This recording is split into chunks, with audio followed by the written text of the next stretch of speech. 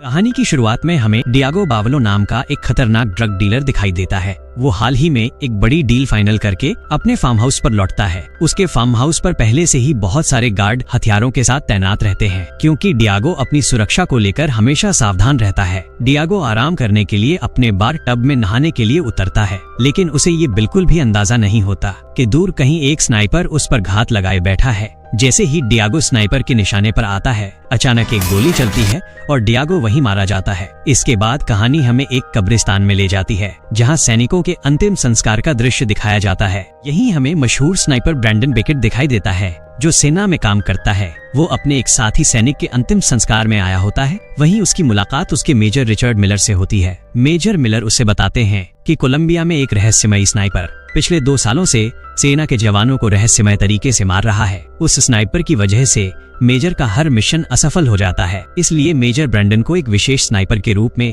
इस मिशन के लिए नियुक्त करते हैं और उस हत्यारे की जांच करने के लिए कोलंबिया भेज देते हैं। इसके बाद ब्रैंडन उस मामले की जांच कर रही टीम से मिलने के लिए एक कार से कोलंबिया रवाना हो जाता है। वहां पहुंचने पर उसकी मुलाकात एक सार्जेंट से होती है, जो इस पूरे ऑपरेशन की देखरेख कर रहा होता है। सार्जेंट ब्रैंडन को एक फाइल देता है और बताता है कि इस खुफिया मिशन में जीसस मोरालिस नाम का एक हाई प्रोफाइल ड्रग डीलर शामिल है, जिस पर कई ड्रग डीलरों की हत्या का आरोप है। हालांकि वो पिछले 10 सालों से शहर से दूर रह रहा है, फिर भी शक है कि वो एक खतरनाक स्नाइपर की मदद से कई जगह हत्याएं करवा रहा है। ब्रैंडन उनकी बातों को ध्यान से सुन ही रहा होता है कि तभी वहां एक महिला आती है, जिसका नाम केट स्टाडा होता है। वही इस पूरे मिशन को लीड कर रही होती है। केट बताती है कि उसे मोरालिस के बारे में कुछ महत्वपूर्ण जानकारी मिली है। मोरालिस शहर से दूर जंगल के बीचों बीच एक झोपड़ी में रहता है। अगर उसे जल्द नहीं पकड़ा गया तो वो वहां से भाग सकता है, इसलिए उन्हें जल्दी कार्रवाई करनी होगी। इसके बाद स्टाडा ब्रैंडन को टीम का शार्प शूटर बनने के लिए कहती है, ताकि वो जंगल में मौजूद उस खतरनाक स्नाइपर से अपने साथियों की रक्षा कर सके।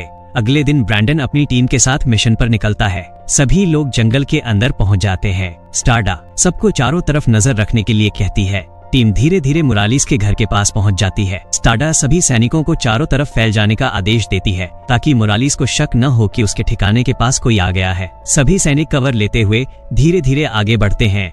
दूसरी तरफ सार्जेंट अपने सैनिकों को सटीक लोकेशन दे रहा होता है। तभी वहां जॉन सैमसन नाम का एक एजेंट भी आ जाता है, जो इस खतरनाक ऑपरेशन को देखने लगता है। स्टाडा और उसकी टीम मोरालिस के घर के बिल्कुल पास पहुंच जाती है। वे धीरे धीरे घर के अंदर प्रवेश करते हैं, लेकिन तभी अचानक घर के अंदर भयानक धमाका हो जाता है। उस धमाके में कुछ सैनिक तुरंत ही मारे जाते हैं।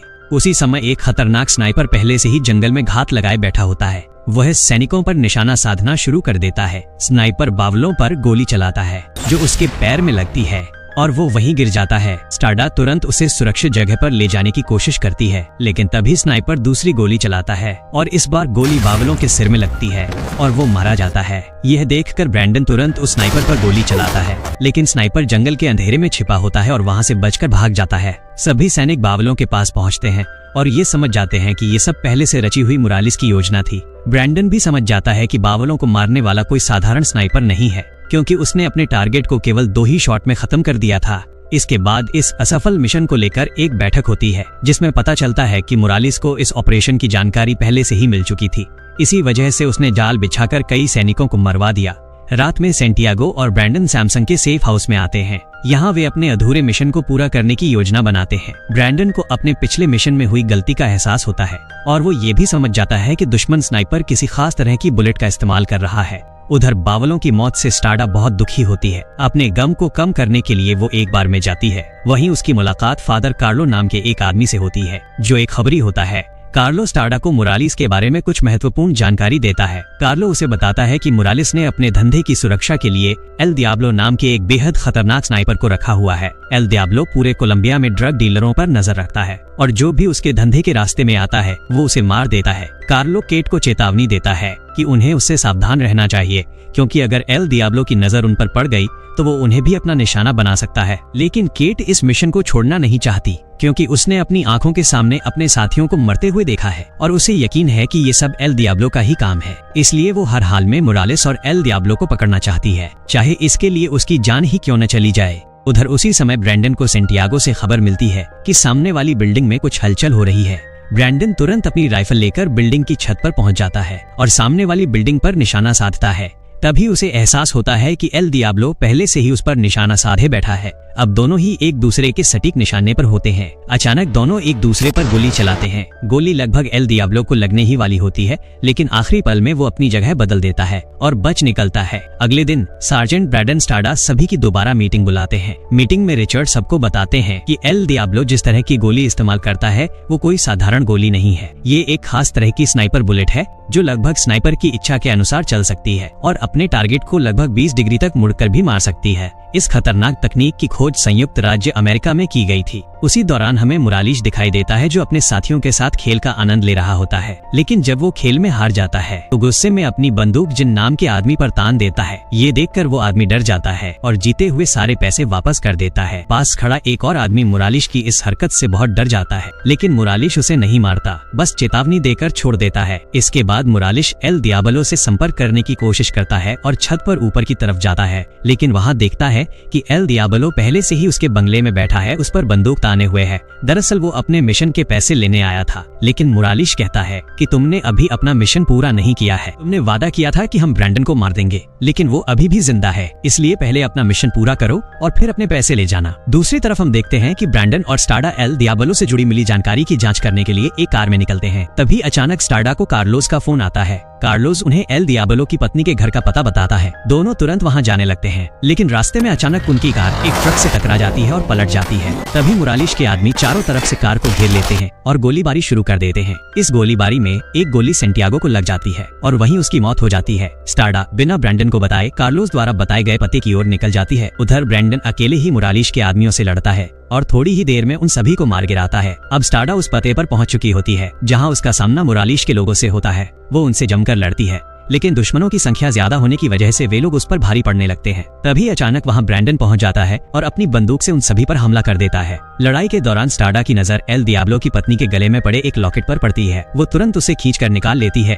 उस लॉकेट के अंदर एल दियाब्लो की तस्वीर होती है। ब्रैंडन उस तस्वीर को तुरंत सार्जेंट के पास भेज देता है, क्योंकि वही एक खतरनाक स्नाइपर की असली पहचान थी। इसके बाद ब्रैंडन सार्जेंट से कहता है कि एल दियाब्लो के बारे में और जानकारी इकट्ठा करने के लिए उन्हें थोड़ा और समय चाहिए। साथ ही वो अधिक सैनिक भेजने को भी कहता है, क्योंकि सेंटियागो मारा जा चुका था। ये जानने के लिए कि हमला किसने करवाया था। ब्रैंडन और स्टारडा कार्लोस से मिलते हैं, लेकिन कार्लोस को इसके बारे में ज्यादा जानकारी नहीं होती। हाँ, वो ये जरूर बताता है कि उसका एक साथी है जो मुरालिश द्वारा बनाई गई दवाइयों की सप्लाई करता है। कार्लोस द्वारा दी गई जानकारी के आधार पर ब्रैंडन और स्टारडा उस आदमी तक पहुंचते हैं और उसे मार देते हैं। इस कार्रवाई से सार्जेंट और रिचर्ड को कोई आपत्ति नहीं होती। कुछ समय बाद एक रात ब्रैंडन और स्टारडा मुरालिश के एक बिजनेस पार्टनर को भी मार देते हैं। ये खबर सुनकर मुरालिश उसी रात एल दियाब्लो से मिलता है और ब्रैंडन को मारने के लिए उसे बहुत सारे पैसे देता है। एल दियाब्लो तुरंत मनोलो के पास जाता है और ब्रैंडन के बारे में जानकारी लेने के लिए उसे भी कुछ पैसे देता है। मनोलो लालच में आकर सब कुछ बता देता है कि इस मामले में ब्रैंडन और स्टारडा के साथ कार्लोस भी शामिल है। यह सुनकर एल दियाब्लो मनोलो से कहता है कि कार्लोस को फांसी पर लटका दिया जाए। फिर वो खुद चर्च के ऊपर छिपकर घात लगाकर बैठ जाता है।